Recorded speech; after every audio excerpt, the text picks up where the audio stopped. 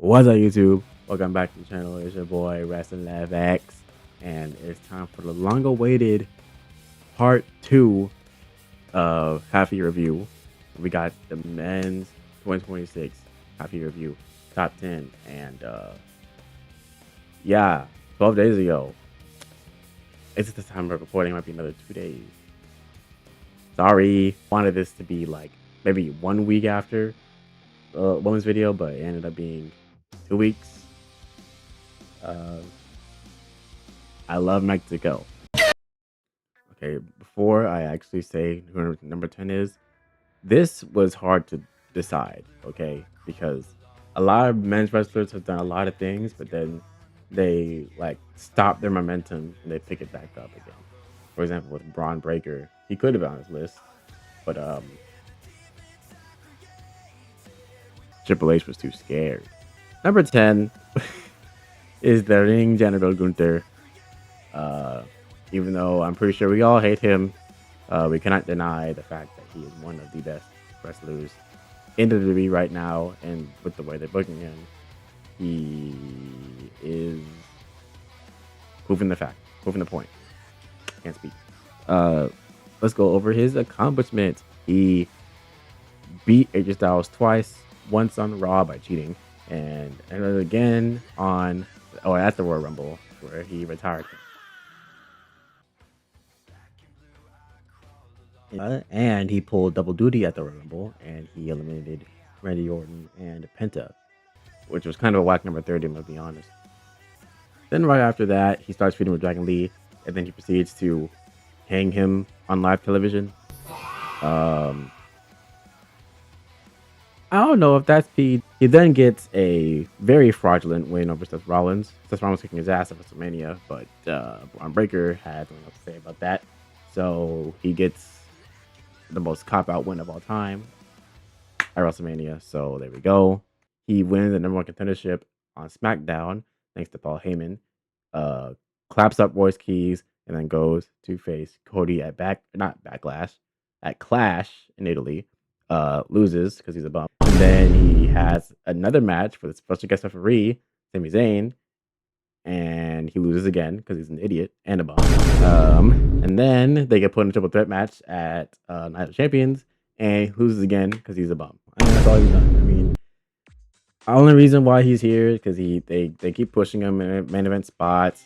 He's on PLEs. He retired AJ. Like, I don't know how to rank a retirement because, I mean, that doesn't happen all the time, but it did. It did this year. So, and that's why he's number 10. I mean, his matches are good. His promos are good. It's just when he loses a lot and no one likes him. Number 10 is about as far as he can go. Especially since they didn't capitalize on him winning a championship. They gave him 3 chances and made him lose 3 times in a row. After all that he got from retiring Cena and AJ back to back. Bumble. Moving on. Oh, I forgot to go into detail. Dude, Gunther is an idiot. This man, he wanted Sami Zayn as the ref because Sami was mad at Cody at the time. And they were like, yeah, let's, his thought process was, oh yeah, let me get Sami as the ref because he hates Cody and it'll be a better chance for me to win the match. He want Cody to lose. But Sami was being a fair ref, and because he was being fair, Gunther got mad, hit him with a freaking power bomb, and then he hates him now and he loses. Oh, brother, this guy stinks! Number 9, from Ayr, Scotland, the Scottish Warrior, Drew Mac. Even though he's been gone for half a year, this man is still top 10 of all the men in 2026. Isn't that kind of crazy? He started the year as WWE champion, beating Cody Rhodes on the first SmackDown of the year in Theater of Hell, which was fire. By the way, I wish I had my live reaction recorded because I was literally jumping up and down with glee and joy at the sight of this man holding the strap. Good times. But yeah, that's one of the best matches and one of the best moments of the year, I would say, in my humble personal opinion. He then bitched Sami Zayn at the Royal Rumble, and I don't say that lightly. He literally dog walked him. He grabbed him he hit him with the Claymore, grabbed him by his hair and said, "Don't do it, Sami. Do it for your son. And he proceeds to kick him in the face again. I go. But then, because he was being a good champion and not letting Cody Rhodes hold the strap again, he was really doing us a favor. Like, he was saving SmackDown by not letting Cody win. But since we have some BS going on, Nick Aldis was pulling some strings, and he was like, you know what? Break the contract that you signed earlier. We're giving Cody a rematch anyways, and Cody wins. Don't we all love it? And then he feuds with Jacob, and then has a match at WrestleMania, unsanctioned match, which was cool, but it wasn't long enough. That's the story of WrestleMania. Just wasn't long enough. The match had everything you could want out of a street fight. It was hard hitting, it was brutal. Yeah, the only problem was how short it was. Like, they couldn't really tell a good enough story to get you invested in the fact that it was unsanctioned. It felt more like a glorified street fight, which, they're both good at street fights, clearly. I think we all collectively as a community just wanted it better. And then he dipped. So, yeah, he was putting in work. Honestly, he was carrying SmackDown for a little bit. I really enjoyed it. I want him to come back. Now, preferably. See, as Punk is champion. Easy feud right there. Come on. He didn't have that many matches. His matches were good, though. All of them were good. And, his character. His character was really fun to watch. So, entertainment value, number 9. Carmelo Hayes. Yeah. Number 8, Carmelo Hayes. He is him. His nickname is not Cap. He is him. Now, let me take you back to earlier in the year. This man, on the very last episode of SmackDown in 2025, he became the United States champion. But we're not counting the win. We're just counting... Well, it doesn't matter. Whatever. From January to March, this man was carrying SmackDown on his back. And I mean for real carrying. Look at this guy. Let me run on the list. 9 straight title defenses. He defeated Johnny Gargano, Shinsuke Nakamura, Leon Slater, Ilya Dragunov twice, Phoenix, Matt Cardona, Dr. Wagner Jr., and Sami Zayn. My hands on Sami Zayn. That's 9. That's what I'm talking about! That's why he's the MVP! And every single one of those matches, and I'm not lying, every single one was a banger. Match of the night. Carrying SmackDown on his back. His back is broken. 2 feuds, technically. He feuded with Trick, feuded with Ricky Saints. Somehow is on 0 Achilles. That's some BS. Because let's not forget, his last title defense was Sami Zayn. And Sami Zayn ripped him off of WrestleMania. Even though he was supposed to fight Trick, really. Or he could have been at least added to the match, make a triple threat. But no. He lost his strap and his spot. That is lame. Justice for Melo. Moving on.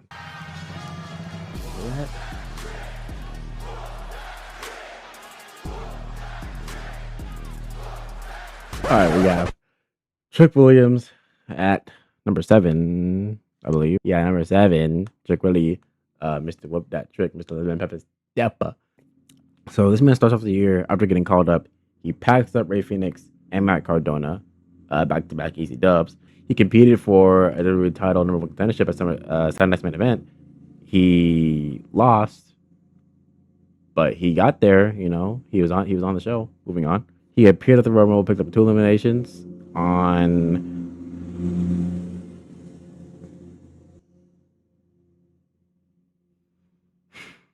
He was at the Rumble and got 2 eliminations.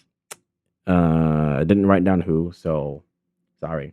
He qualifies for Elimination Chamber by beating Melo and Damian Priest. And then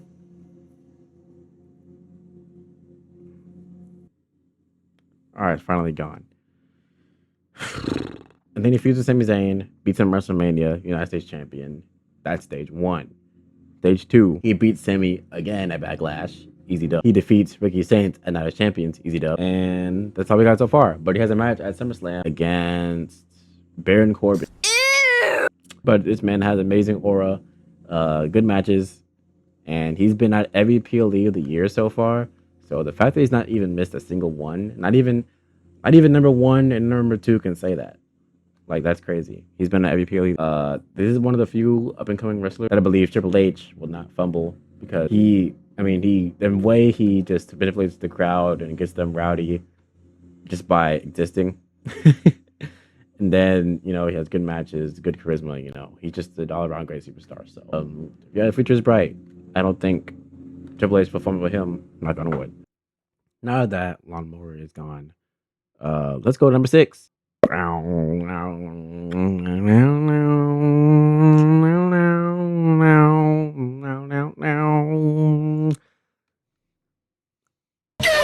of the year, he is at the Royal Rumble. I think he was like number 27 or something.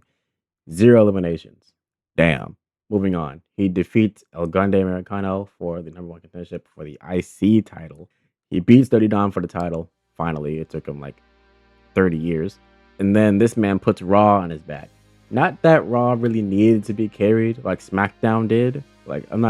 This is not as hard of a carry as Melo carried SmackDown, but it's still a carry nonetheless. Because he was putting on banger after banger after banger after banger like he's Sheamus. Let's go on the list again. He beat El Grande, Dragon Lee, Dirty Dom, Vikingo, Kofi Kingston. Oh, and he defended it in the ladder match at WrestleMania. It was against 6 people, so I could technically add about 5 more names to this list, but I'm gonna count that as 1. He beats Ethan Page, Saturday Night's Main Event, and then defeats Javon Evans and Rey Mysterio 9 in a row. One of them was at WrestleMania, the other was at Saturday Night's Main Event. So he's kind of the GOAT, and he has one more upcoming against Chad Gable, which I'm pretty sure is gonna lose that match. I want Gable to win. Even though Penda's my GOAT, but I think Gable's gonna win. It just makes sense. It's his hometown. So Penda's going to lose that match. However, that's still 10 defenses. And he's appeared at 2 PLEs. 2 major PLEs too. Yeah, match of the night machine. Best bout machine. Yeah. He's great. His character's great. Maybe after he loses this IC strap, he could go to a world title feud. Maybe, potentially. I don't know. Face Roman. I still don't like this guy. But number 5 is Sami Zayn. Yeah. His very first match, he beats Dragunov and qualifies for the number 1 contendership thing. Saturday Night event. And then he wins that. And then he faces Drew McIntyre and gets embarrassed in front of the Saudi Arabia crowd. I mean, I already explained it earlier, but my God. And then he starts going insane and he begs on his hands and knees for a spot at WrestleMania. Like he needs his WrestleMania moment. He hasn't gotten one in years. Please, think about this. Please, I need one. This man does. He walks out and accepts Melo's open challenge and beats him clean.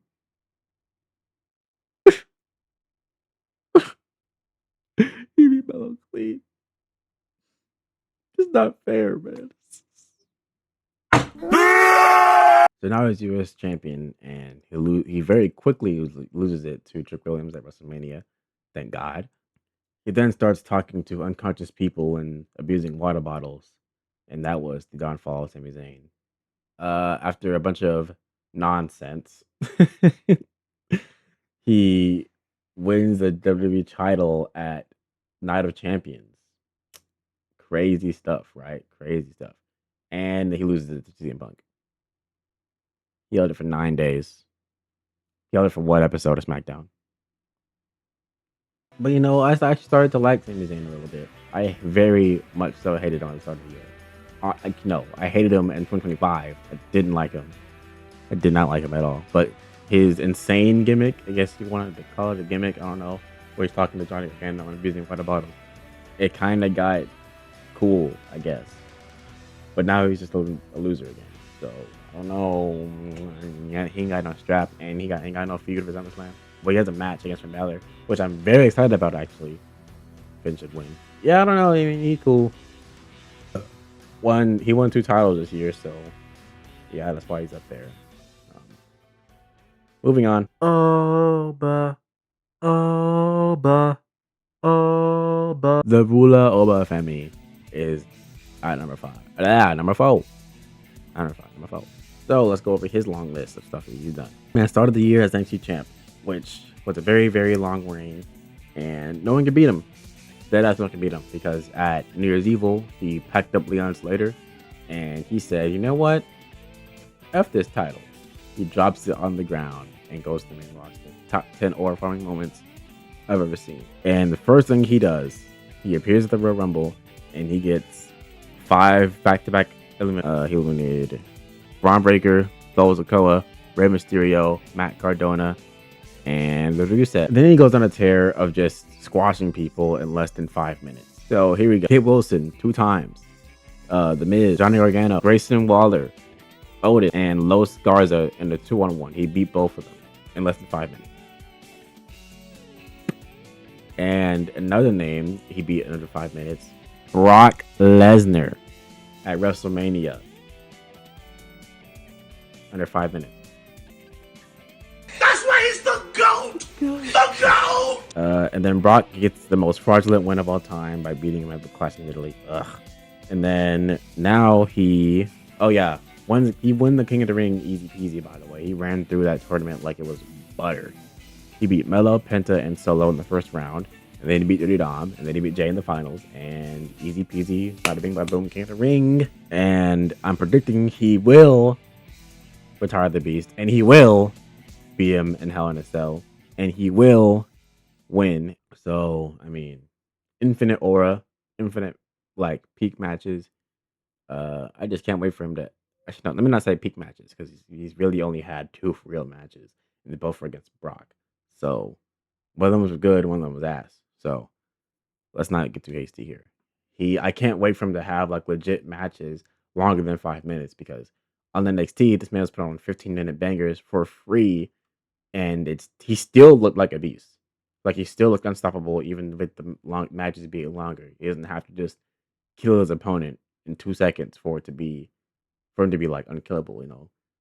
I feel like they just kind of forgot about that, because look at Brock Lesnar's match against John Cena at WrestlePalooza.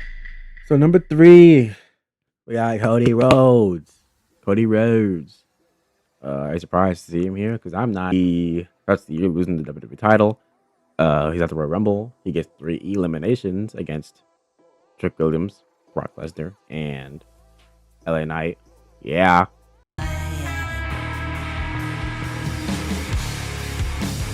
He qualified for Chamber, Losers Chamber, gets title rematch and wins. Brock. He defeats Randy Orton at WrestleMania. Should have lost. He beat Gunther twice and loses the title to Sami Zayn. Deserved. He had 3 title defenses, and then he beat Jey Uso for number contendership on SmackDown, and then he gets killed by Gunther on live television. Yeah, that happened. But now he has his title shot at SummerSlam, and he's facing CM Punk. So, yeah, he's not going to win. But, you know, he's still at PLEs. How many is that? I didn't count. That's 5 PLEs. He hasn't missed. He only missed 1 PLE this year, which was Backlash, I think. So, yeah, I mean, it's Cody Rhodes. I mean, what more do you want me to say? He's that guy. He's the golden guy, the golden goose. What do you want to call him?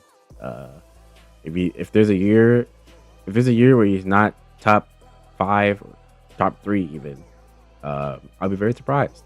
Here's someone else I bet you're not surprised to see here. We got Roman Reigns, because this man went on a tear as well by also not being there.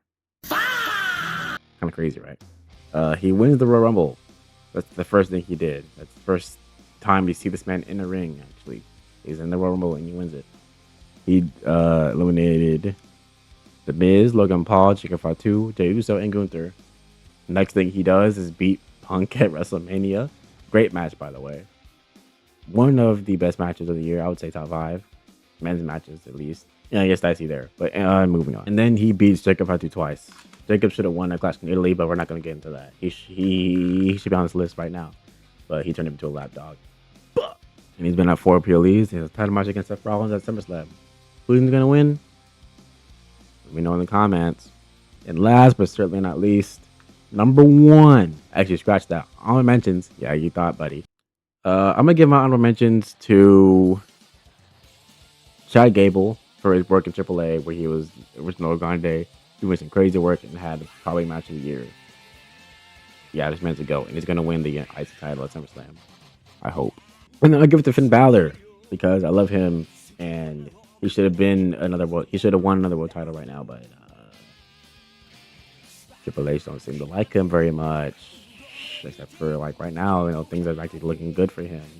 He brought the demon back at WrestleMania. He finally left the Judgment Day. He got this down, getting dubs. You know, he got a match. I'm excited because all right, here we go. For real, this time number 1. He is the best in the world.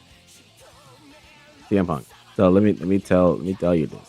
He starts the year as champion, right? He beats Braun Breaker, the first Raw of the year, and then he beats Finn Balor, and then he beats AJ, and then he faces Finn again and beats him at Elimination Chamber, and then he faces Roman Reigns at WrestleMania and loses. But it was a great match. So and then this man leaves for about 2 months, I think.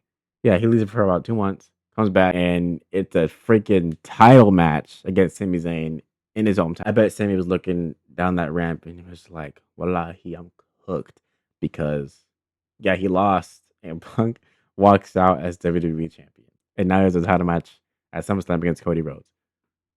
Holy, right? Amazing stuff from CM Punk. I mean, people were like, yeah, old man Punk can cook, bro. I mean, his entire first half of the year, he was putting on great match. And then he loses the strap, comes back, wins another strap, and it's just crazy. It's just crazy. But yeah, there's the list. Hope you guys enjoyed. Let me know if you disagree, agree, whatever you want to say.